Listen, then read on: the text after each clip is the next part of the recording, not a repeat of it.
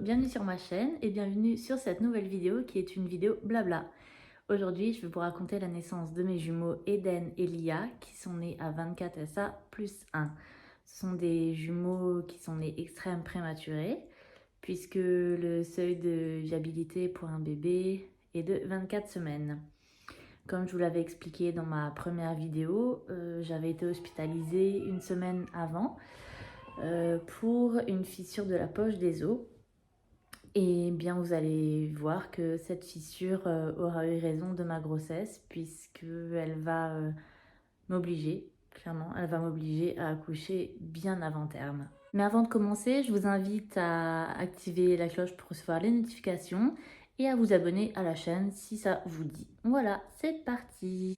Donc aujourd'hui, on va un peu remonter le temps puisque je vais vous parler du 6 juin 2023. Donc c'est le jour où j'ai été transférée en maternité de niveau 3.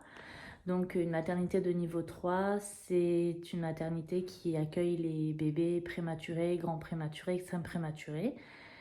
Et c'est surtout un hôpital qui est équipé d'une réanimation néonatale. Donc nous, on va y passer un long moment avec mes enfants. Et je vous raconterai tout ça plus tard. Et bien sûr, comme toute vidéo de ma chaîne qui se respecte, nous avons la présence de notre petit Eden. Donc le jour de mon arrivée à la maternité, j'ai tout de suite été prise en charge par l'équipe médicale qui m'a fait passer un tas d'examens. J'ai eu des échographies, des monitos, beaucoup de choses.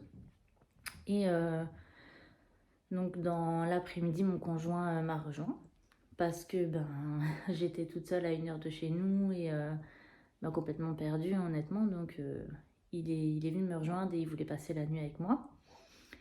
Et du coup, dans l'après-midi, j'ai eu la visite des pédiatres, des gynécologues, les médecins de réanimation pour me parler d'une éventuelle prise en charge si mes jumeaux devaient naître dans les semaines à venir.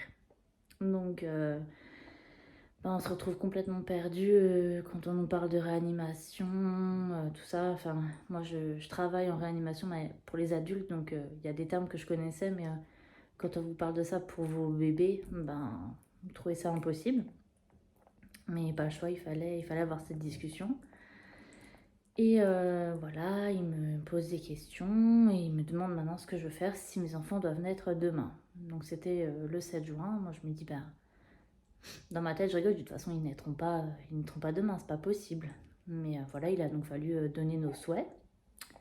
Et donc, nous, on avait dit qu'on voulait, s'il y avait un problème, on voulait que nos enfants soient réanimés, mais on voulait pas non plus d'acharnement. Donc, voilà, c'est dur à dire toutes ces choses, mais on en a parlé.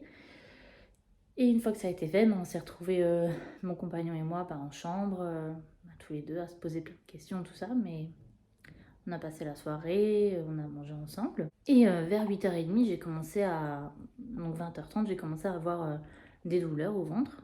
Mais comme je suis un peu sujette aux problèmes de digestion, je me suis dit, c'est ce qu'on a mangé qui me donne ces petits maux de ventre, donc c'est pas bien grave. Donc on a mis la télé, on s'est couché. Mais je commençais à avoir de plus en plus mal. Je comprenais pas trop ce que c'était.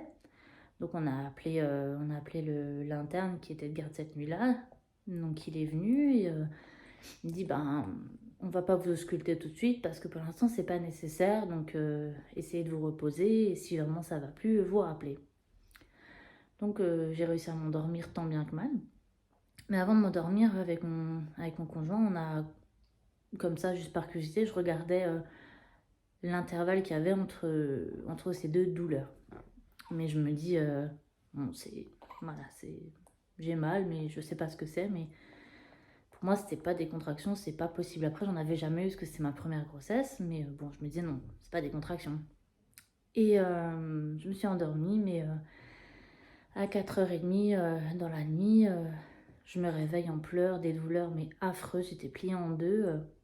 Et donc là, je me mets à pleurer, je dis c'est plus possible, on rappelle l'interne. Et donc l'interne vient. Et il nous dit, écoutez, on va aller faire une échographie et puis un examen.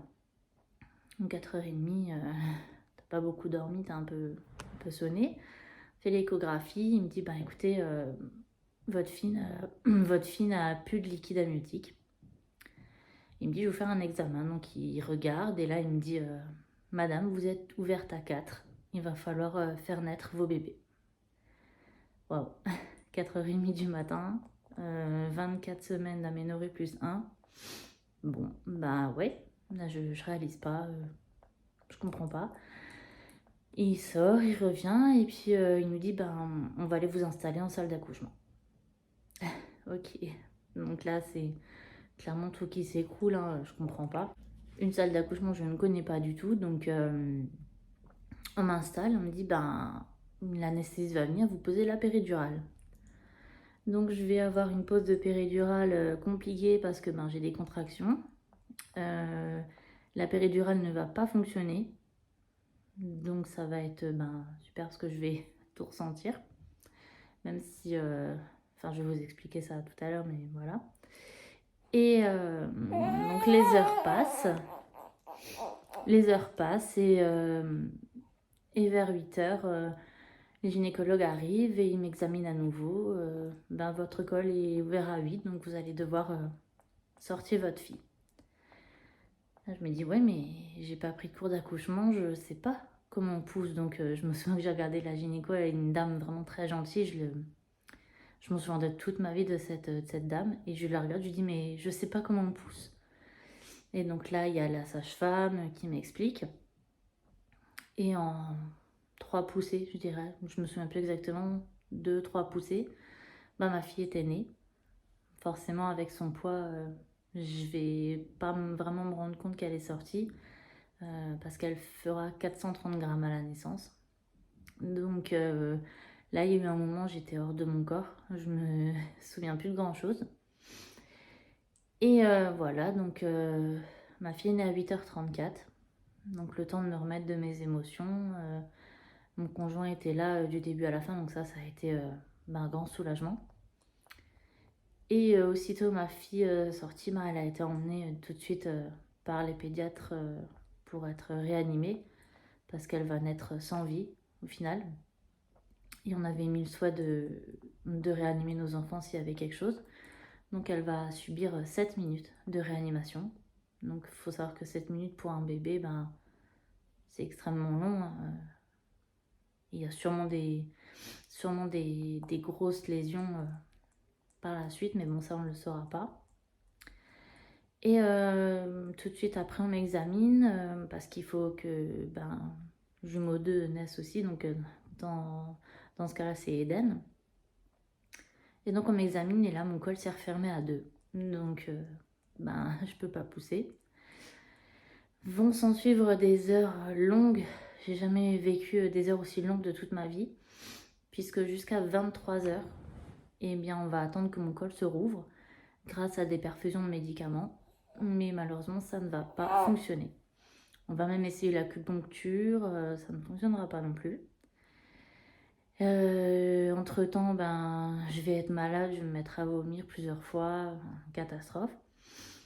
Et en fin de soirée, début de nuit, on vient, on m'explique qu'il va falloir aller en césarienne parce que le bébé ne peut plus rester comme ça, on ne peut pas faire un accouchement différé et donc il faut qu'il naisse. Donc il y a un nouveau médecin qui va venir me reposer une péridurale parce que la première ne fait pas effet. Ça c'est chouette. D'ailleurs l'anesthésiste qui me fera ma deuxième péridurale, c'est un médecin junior que j'ai connu dans le service où je travaille à l'hôpital. Donc c'est lui qui va me faire la péridurale. Elle va très bien fonctionner. Et vers 23h, on part en salle de césarienne. Donc là, je me dis super, double accouchement, voix basse et césarienne. Donc on y va. On s'installe, c'est très rapide. Mon conjoint peut être présent à côté de moi. Bon, il peut pas voir derrière le rideau, ce que je ne voulais pas de toute façon. Mais donc il sera à côté de moi durant toute la césarienne. Ça va être très rapide. Je vais me rendre compte de pas grand chose. Je suis consciente, mais je vais pas me rendre compte de ce qui se passe. Mon fils naît.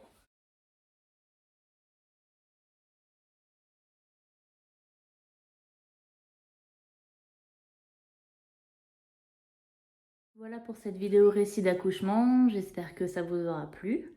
N'hésitez pas à laisser des commentaires, à mettre un like et à vous abonner à ma chaîne pour ne manquer aucune vidéo. En attendant, moi je vous dis à mercredi prochain pour une nouvelle vidéo et d'ici là, portez-vous bien!